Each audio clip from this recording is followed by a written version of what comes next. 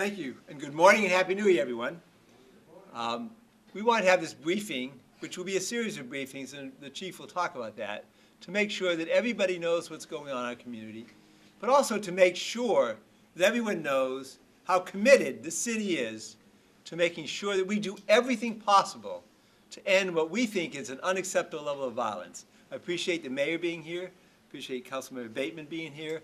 I will assure you that the mayor and the council are absolutely committed as their #1 priority to make sure that we do everything we can. Because, frankly, 31 homicides is unacceptable. 20 homicides is unacceptable. 10 are unacceptable. No level of homicides are acceptable for our city. We really must do something about it. I'm here to talk because it isn't just a policing issue, it's a community issue. We need to do everything we can within city government. We also need the community to do everything it can as well. We have a situation, let's be very clear about this. We don't have a situation where everybody in the city is at risk every minute of the day.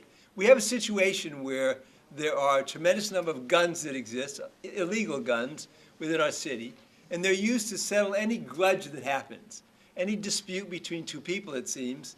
Some people think the way to resolve that is to take a gun out and shoot somebody. Whether it's a drug deal gone bad, a domestic issue, many number of circumstances which that happens, and that's unacceptable. It doesn't hit most of Newport News, but it hits a lot of folks, and that is unacceptable. This is something that's happening throughout our country, but we're going to make sure that it does not happen any longer in Newport News. We're going to do everything we can, and the Chief is here to talk about it. I do want to say I have total confidence in Chief Myers, total confidence in his assistant chiefs, and captains, lieutenants, sergeants. Every police officer we have is doing an outstanding job in this city. And I know Chief Myers will talk a little bit about what they're doing and what differences it's making as well. So thank you all for being here on a very short notice. Thank you, Mayor. Thank you, Councilmember Bateman as well, on a very short notice for being here. And I'd like to introduce Chief Myers. Thank you. Good morning. Thank you all very much for being here today. I'll add my Happy New Year greeting to the list. With the new year comes a renewed commitment on our part to work tirelessly to reduce violence in our community.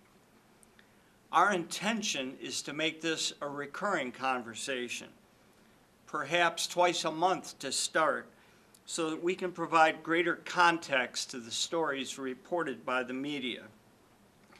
We recognize that the print media and the broadcast media are obligated to report on acts of violence. And to that end, we believe the staff of the Newport News Police make an extreme effort to be accessible and responsive to media representatives. In fact, I repeatedly hear from reporters and news editors alike that they wish all police agencies in the region put as much energy into developing the respectful relationship that we enjoy with the traditional media.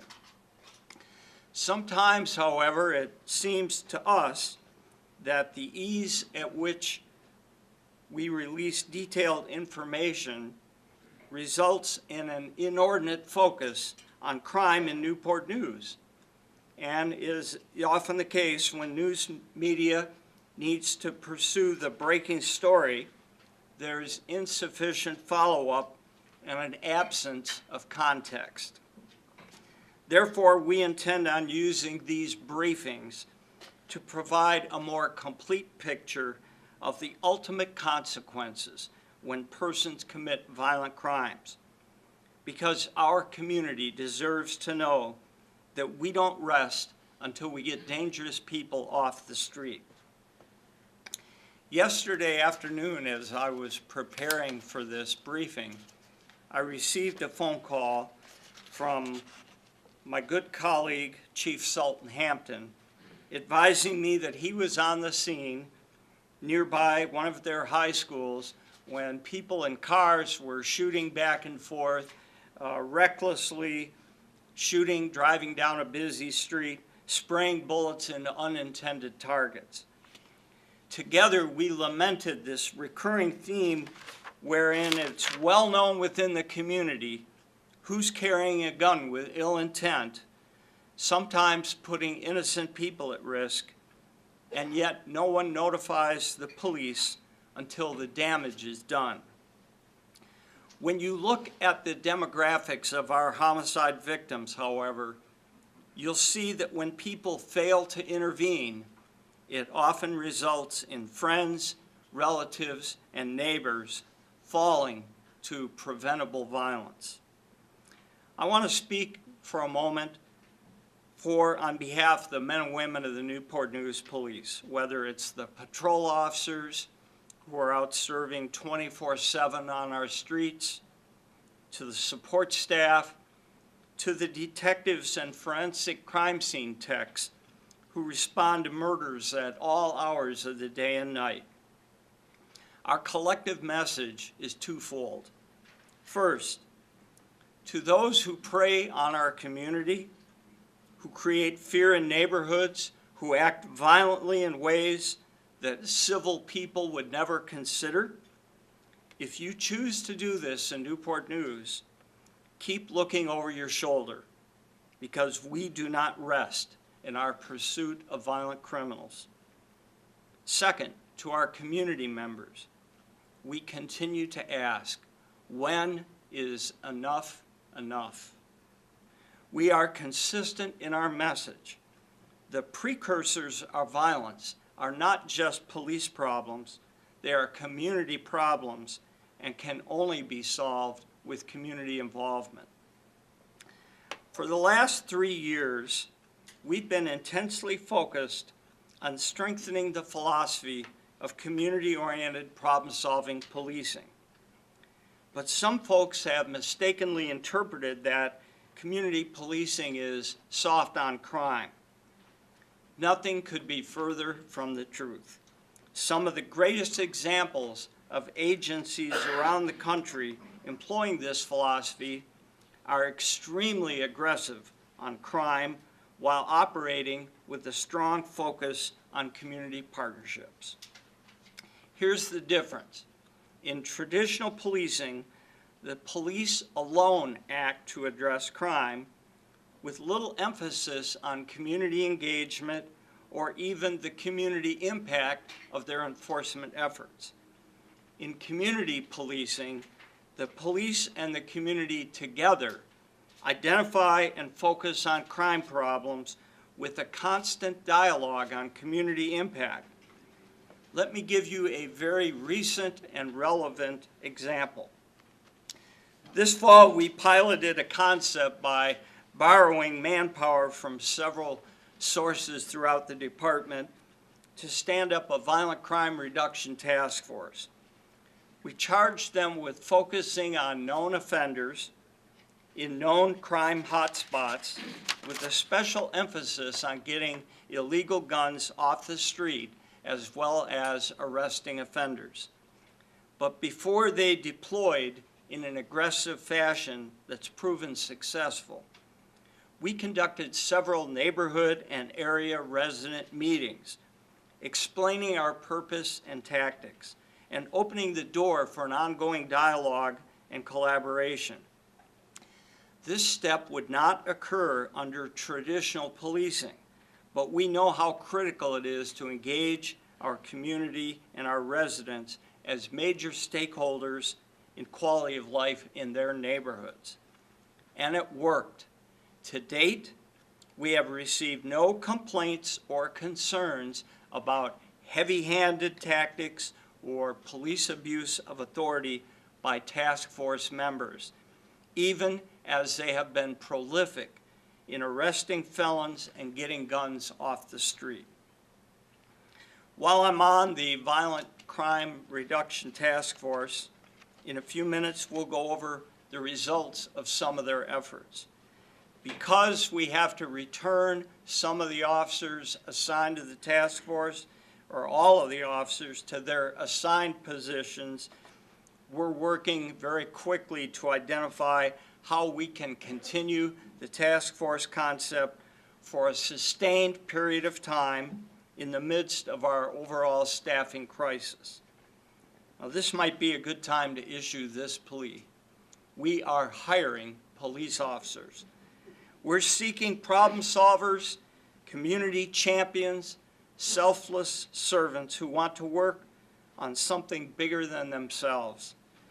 We especially want to encourage anyone listening today to spread the word that we're casting a wide net in pursuit of quality officers, including second career folks who seek a higher purpose in their careers. As soon as this briefing ends, I have to rush over to the federal courthouse in Norfolk and testify at a sentencing hearing on a violent offender who shot 2 police officers back in 2013. I plan on telling the judge that an attempt on a police officer's life is an assault on the entire community. It threatens the essence of security and safety that we exist to preserve. It's symbolic to me that on this day, when we see this violent offender sentenced for his heinous acts, we put out notice to others that as a community, we will not tolerate violence. At this time, we want to shift some of our recent successes to update some cases and illustrate what can happen when citizens work with us to address crimes. Now we can jump ahead to that slide. On October 7th, the Bayport Credit Union located at 12512 Warwick was robbed by a female described as 5'5" to 5'7" with a dark long sleeve shirt, baseball cap, sunglasses, and light jeans. On November 25th, a robbery occurred at the First Advantage Federal Credit Union located at 12891 Jefferson. And bank personnel indicated that a female came into the bank, passed a note, indicated she was armed, and demanded cash. The personnel provided a description and what she was wearing and so on. Detectives received surveillance video from both locations, which showed us that the offender appeared to be the same person. Near the end of the year, December 30th, a Union Bank located in York County was robbed. Information obtained during that led to an address in Newport News. The defendant here, shown, Cheryl Exum, was taken into custody at a home in Newport News and charged with all 3 robberies. In each case, the citizens provided descriptions identifying this suspect and her vehicle that ultimately led to her arrest. Next slide, please. On January 3rd of this year, at about 12:46, 2 men got into a fist fight inside the Bowie Market and Deli located at 633 Ivy Avenue. During this fight, an unknown male entered the store, produced a handgun, and shot one of the 2 men who were fighting. The unhurt fighter and the shooter then jumped into a maroon-colored 4-door sedan and fled the scene. The shooting victim, a 27-year-old Newport News man, also left the scene and was later located and transported to a local hospital for a non-life-threatening leg wound. You can see by the pictures we obtained excellent video and pictures, and we released these to the media on January 3rd. Because of the ongoing cooperation and partnership we have with the media and the community, we've received several anonymous calls potentially identifying the shooter, and we remain very optimistic as this investigation goes on. But it's a great example where the media has helped us get this information out to the public, and the public responded very well. Next slide. On October 22nd, the Shell station located at 4900 Jefferson was robbed by a male at gunpoint. Employees advised he entered the business with his hooded sweatshirt tied around his face, brandished a firearm, approached the cashiers, and demanded money. The suspect fled on foot. A citizen at the business followed the suspect through neighborhoods. The witness was able to direct responding officers to a vehicle that the suspect climbed into. Officers conducted a traffic stop on the vehicle and observed a large amount of cash and a jacket matching the one worn during the robbery. One of the employees positively identified the suspect as 25-year-old Devon James.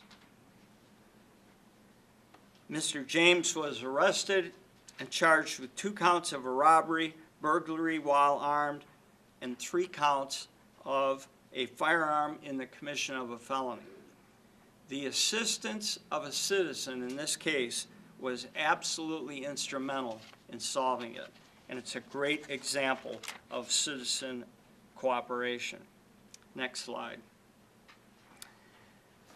We are going to be purposely ambiguous about this series of incidents for 2 reasons. Number one of the primary actors is a juvenile, and of course we're not allowed to identify or give too many details about juveniles. And number 2, there are a number of cases linked, and we're still actively investigating those and can't jeopardize them. On November 19th, members of the Organized Crime Division Gang Unit and the Violent Crimes Reduction Task Force conducted a traffic stop on a Chrysler rental car that was occupied by a suspect in an ongoing homicide investigation. That suspect is a 17-year-old Newport News man. The vehicle stopped in the 600 block of J. Clyde Morris and was found to be occupied by 3 males, all of whom fled the scene. During the search, officers located 4 firearms, drugs, and drug paraphernalia throughout the vehicle. 2 days later, the 17-year-old juvenile suspect, his 2 male accomplices from the traffic stop, and a female were located in a local area motel. Search warrants were obtained, the tactical unit was called in, and all 4 individuals were arrested without incident.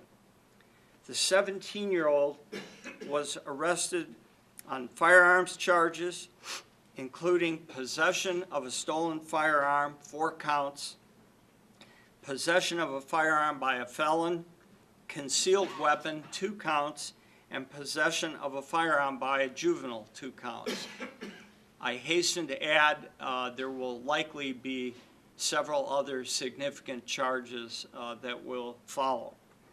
The 2 men, 25-year-old Quinard Allen and 23-year-old Michael Lawrence, were each arrested on firearms charges, and 25-year-old Diane Simpson was served with a failure to appear on a felony offense out of Suffolk.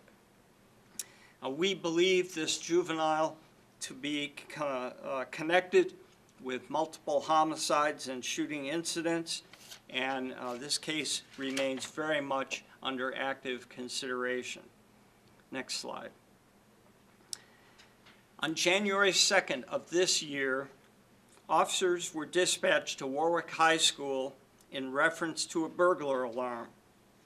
A responding officer observed an open trailer with a skateboard outside the doorway. Inside, the officer located and detained 2 masked males. The males were identified as 15 and 16-year-old Newport News residents.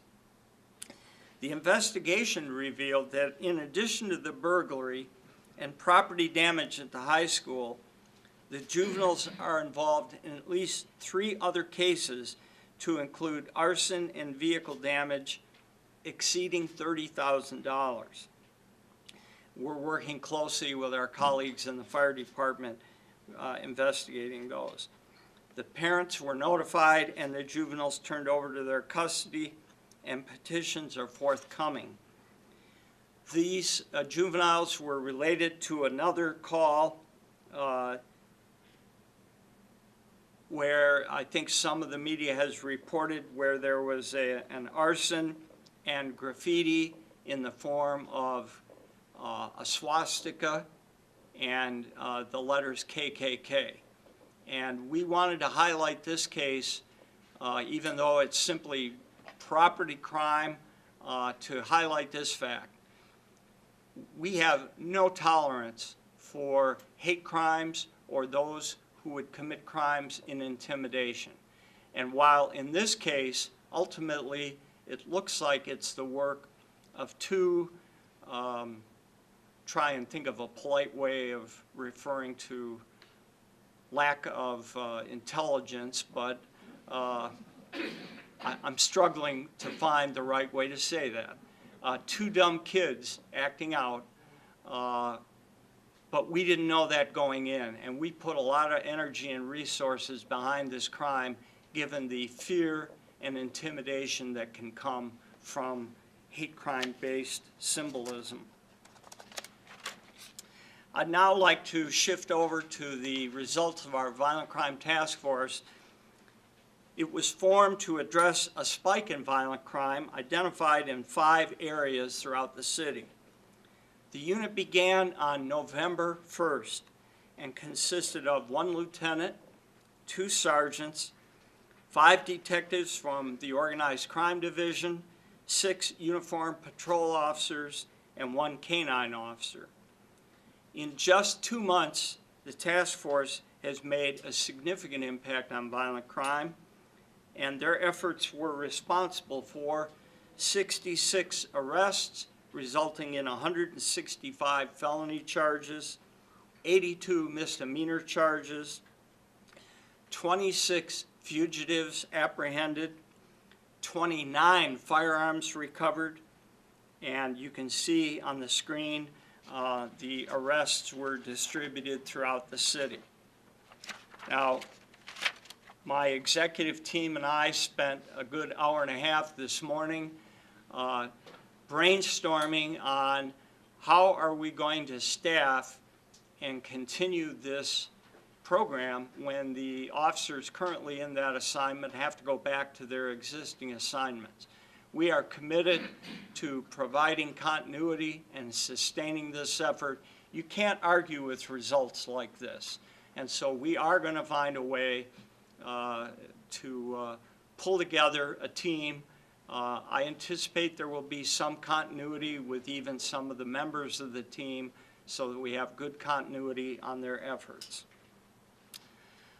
Now we'd like to briefly address 2016 from a homicide and shooting perspective. I know you're not going to be able to make a lot of sense from a distance. We will provide electronic copies to anyone in the media who wishes this. In fact, we can provide you with this entire PowerPoint if that would be helpful to you. Noteworthy in this chart that I want to draw to your attention is the prevalence of a prior relationship between the victims and the offenders. These are most often not stranger-on-stranger crimes. And note that even many of the robberies show a prior acquaintance. Some factors, you might say, how can that be? Well, sometimes people arrange to meet for other purposes, whether illegal or legal. And opportunistic people might prey on even people that they know, given the opportunity. And sometimes that results in violence. When you look, let's go to the shooting slide now. And there are several pages of these. We had, as you know, about 120 non-fatal shootings, shooting victims I forget how many offenses. It's somewhat less than that because in some cases we had more than one victim. But when you look at our 2016 shootings, the noteworthy element here is the dominant number of victims who are uncooperative with the police.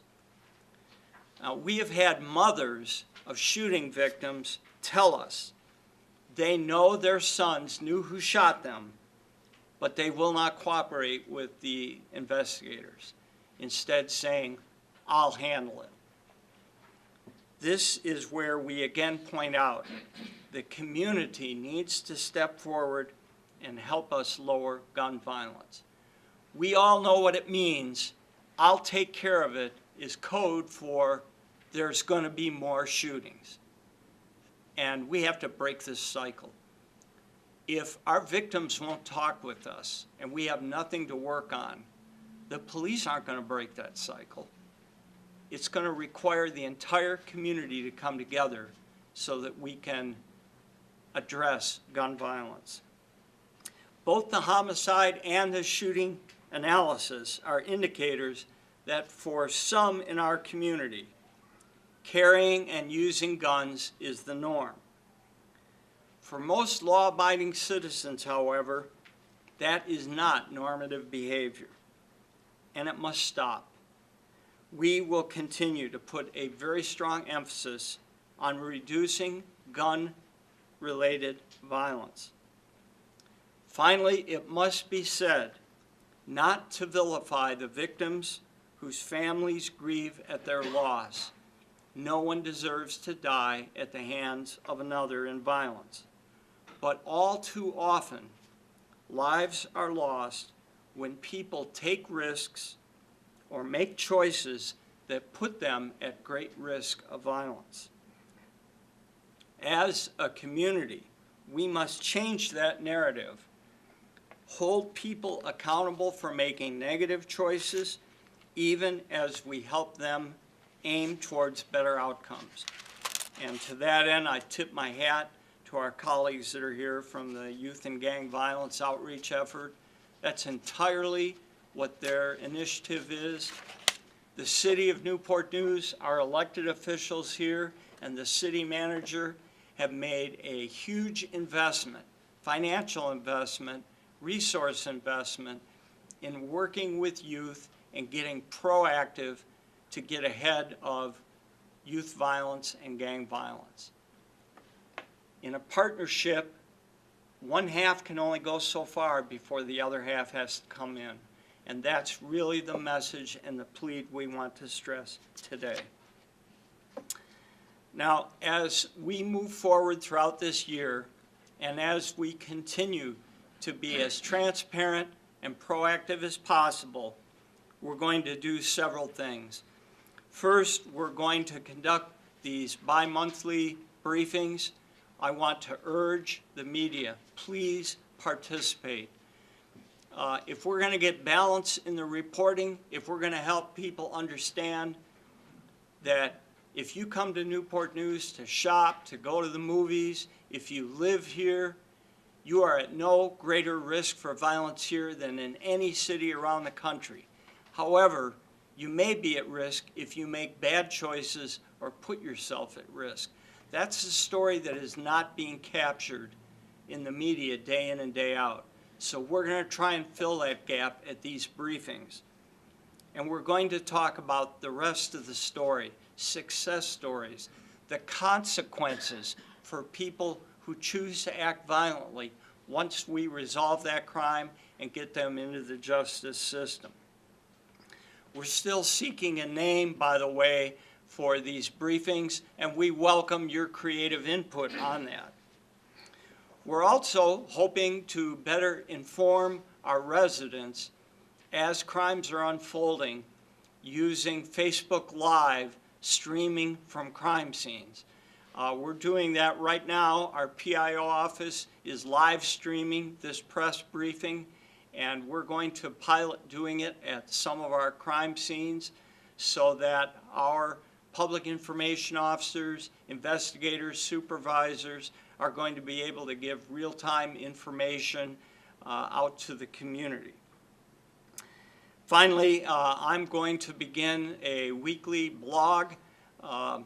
It will commence next Monday. The URL is here on the screen for you to use. Mr. Borey has already blessed us putting something in Newport News Now that goes out to upwards of 70,000 plus people to invite them to participate in the blog. And we would welcome your input and suggestions and ideas for blog entries. We're going to use this as an opportunity again to put some context behind what is the crime story in Newport News, what are we doing about it, and where are we going. We'll hope to see everyone back sometime, probably in the next few weeks. We thank you sincerely for coming out, and again, repeated thanks to our elected officials and our other dignitaries and criminal justice partners who took time today to come show support for our efforts. Thank you.